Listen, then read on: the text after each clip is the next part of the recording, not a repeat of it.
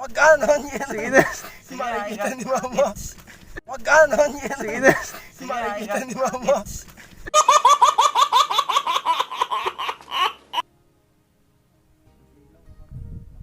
Andito po tayo ngayon sa Intang, sa tinatawag nilang Pantabangan. So, taga dito rin po ako. Tayo po mag-interview ng mga kabataang may pinagdadaanan sa buhay.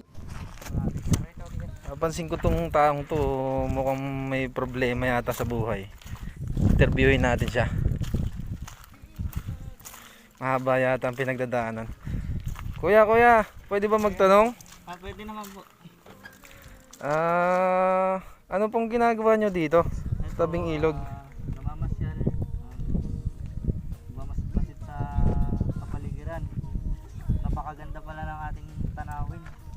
Hindi kung yung problema mo sa nakaraan, yung maaalala mo yung sakit at kirot na nakaraan na dating hindi na maibabalik. Ngayon po ay naglilibang-libang ako para makalimut. Talagang nasaktan yata si kuya. Talaga ito ang ginagawa ko, pinaka stress reliever. Kaya ako ba, Anong pangalan nyo po? ako nga po si Joselito Asmin. Ilan taon na po kayo? 19 years old po. Bali matagal na rin po akong na-broken. Hirap po. Mahal ka lang pero sakit ang naging kabal. Ganun naman po ba talaga? Hi naman po kayo sa mga viewers natin sa... Hi po sa mga viewers natin. Baka may mga shoutout po kayo. Alam ko masaya na sa bago niya. Sige, game.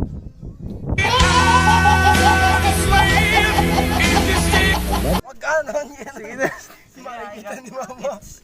Kit, ano naman? Sige na, anong pangalan mo? Sige na. Magsabi ka daw. Si Lloyd Santos. Harap ka dito sa camera. Ako pala si Lloyd Santos. Ah, Tiga Pantabangan, may Baysiha. anong ginagawa mo dito? Ano lang, naglibot lang. Namiss ko tong lugar na to. Ito kasi lumaki yung lola ko. Saan? Diyan sa tubig? Namambayan pa kasi ito dati. Ano bang dahilan ba't nandito kayo? To si kuya, nakausap ko na to kanina eh. Kuya, ba't tahimik ka pa rin? Naalala ko pa rin. Sama na lang pala lahat. Sige na. Si kuya, mukhang may sasabihin yata eh. Ba't nandito ka? Magkakasama kayo, ang init. Parang binubuhos lang namin sa tubig yung sakit na nararamdaman namin.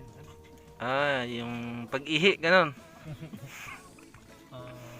Pag-ibig. Sa pag-ibig. Ibig sabihin, nagmamahalan kayong tatlo. Hindi naman. So, ito kasi, kumbaga dati malalim to. Habang tumatagal, Lalong sumasarap. bumababaw. Parang yung pag-ibig, kumbaga dati yung pagtingin mo sa kanya malalim. Tapos yung pinadama niya yung hindi ka na mahalaga.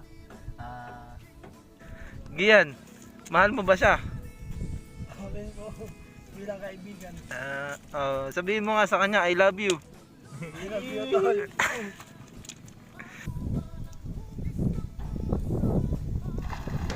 Usay.